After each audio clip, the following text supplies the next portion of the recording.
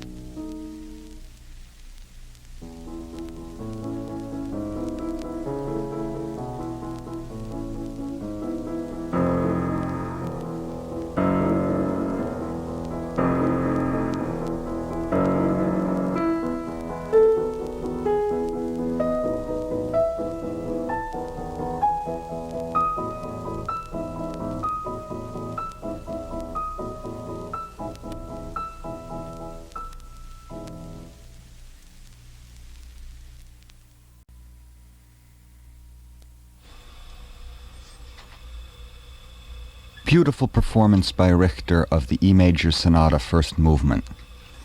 Now this is the Beethoven I hold dearly. This movement is often played too fast. It's really quite reflective, as you heard Richter's performance, and I thought it was beautiful. I have nothing to add except Berg, who plays Beethoven very beautifully. And we'll try to get to her playing soon. Let's have another performance, this time by the celebrated Beethoven player Wilhelm Kempff.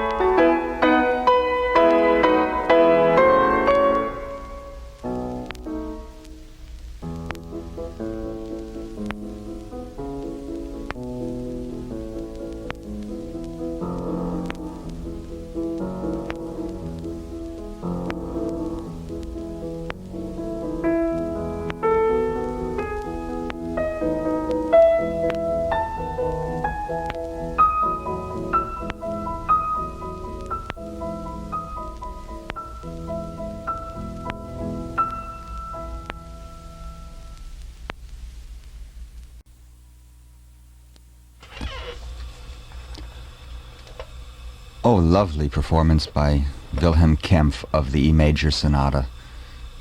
Also a very fine tempo. More classically oriented, more delicately conceived than the Richter, who gets soft here and there. Mm-hmm.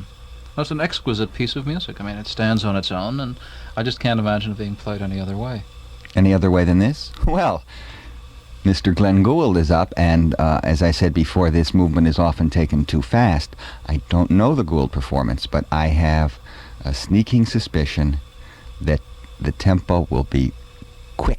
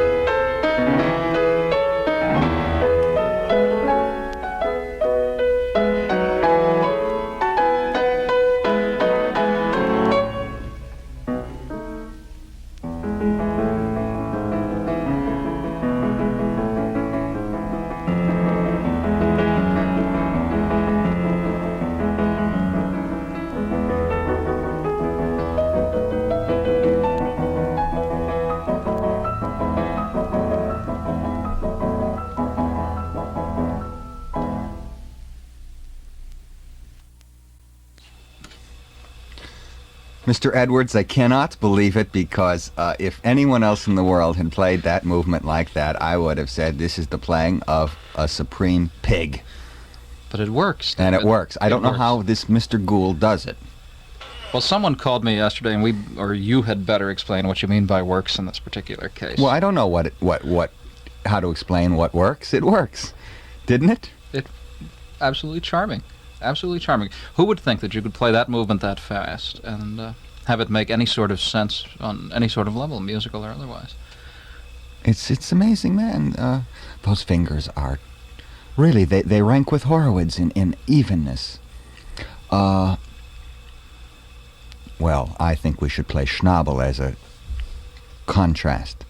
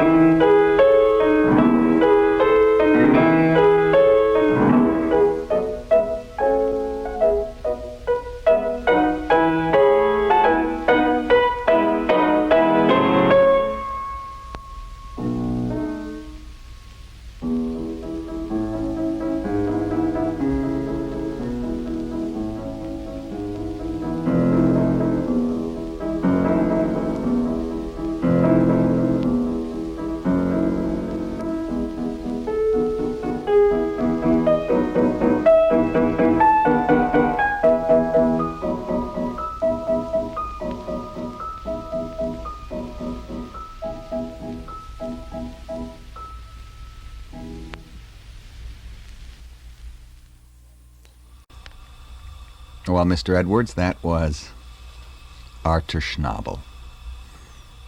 And actually, I have no comment about it. I mean, it's a very touching performance, but it doesn't strike one almost in the face as Gould did. Or Kemp for me, or Richter. Richter Yet it is very has fine. that warmth that Schnabel was able to project. Okay, we'll be back with the slow movement. On Beethoven's quartets, needless to say, with great admiration. I also knew some of his works for piano. At Vienna, I heard for the first time the Eroica. The work knocked me over. Now I had but one idea: to make the acquaintance of this greatest living genius, to see him, if only once. Rossini speaking. So I approached Salieri, whom I knew to be in touch with Beethoven. The Italian composer thought it best for me to find the Italian poet who was close to Beethoven, Carpani, and in that way I would be able to be received. Well, shall I confess it? When I mounted the stairs leading to the poor lodgings of this great man, I barely mastered my emotions. When the door opened, I found myself in a sort of attic, terribly disordered and dirty. I remember particularly the ceiling. It was under the roof and showed crevices through which the rain could not help pouring down in streams. There's a little note that says this was actually Beethoven's workroom at that time. His quarters were in somewhat better conditions. But can you imagine, perhaps, the rain pouring down as he's writing the Appassionata? Well, can you imagine Stravinsky living like that? Yeah. No, I can't. Rossini goes on. The portraits of Beethoven, which we know, reproduce fairly well his physiognomy.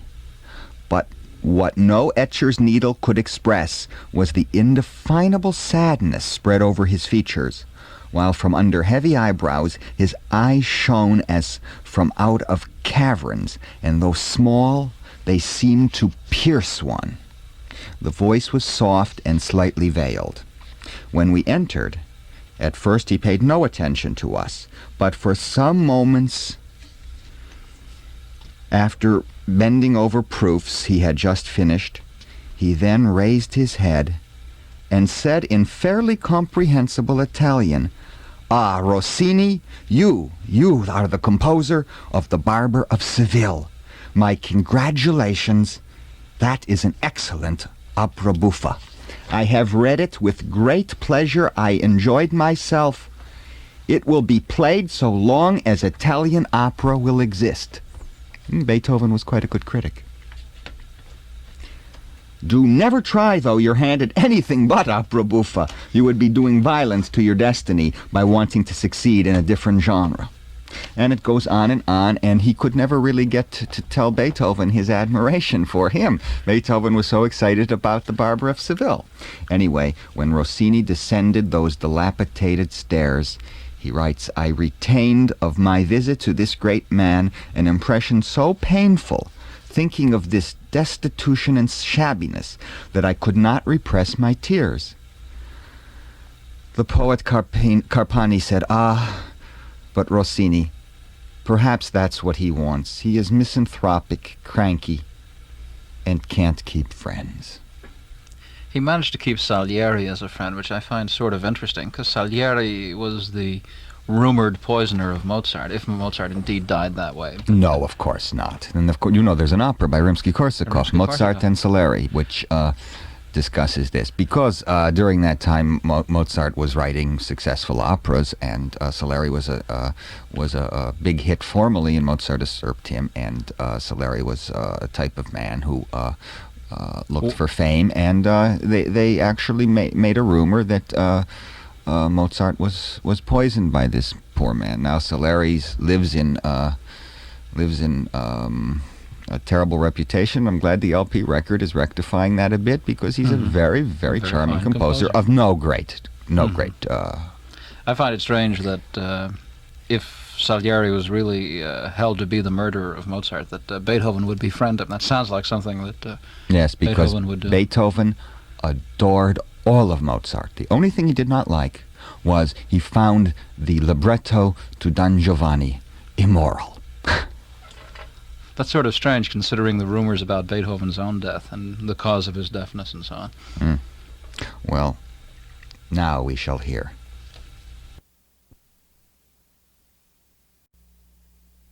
E major, opus 14, it's marked Allegretto.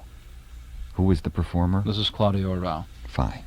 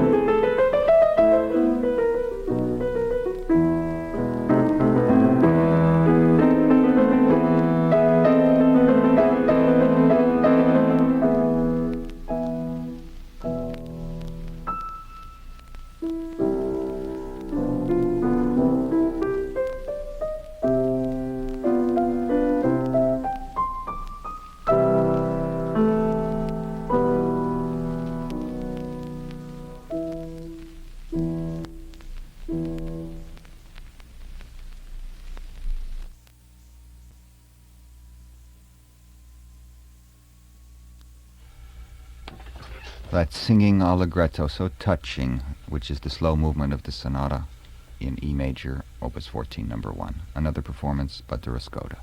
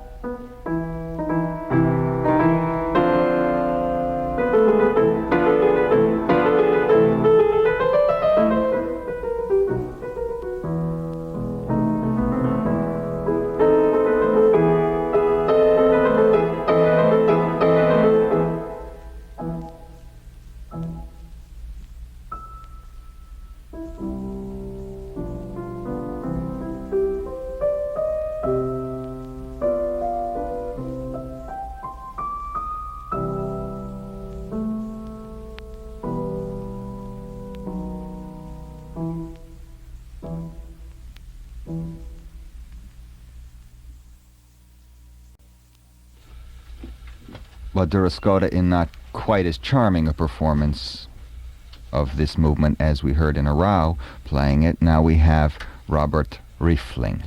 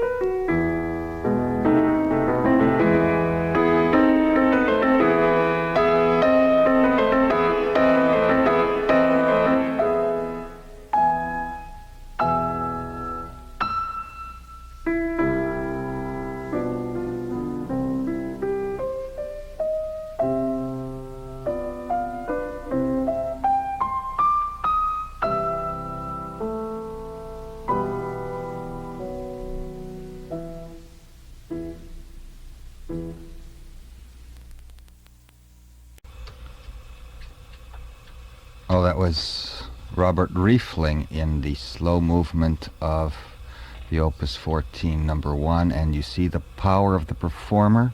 He can destroy as well as make more beautiful. And I don't know where he got those dynamics from, but he crushed this poor tender flower miserably, and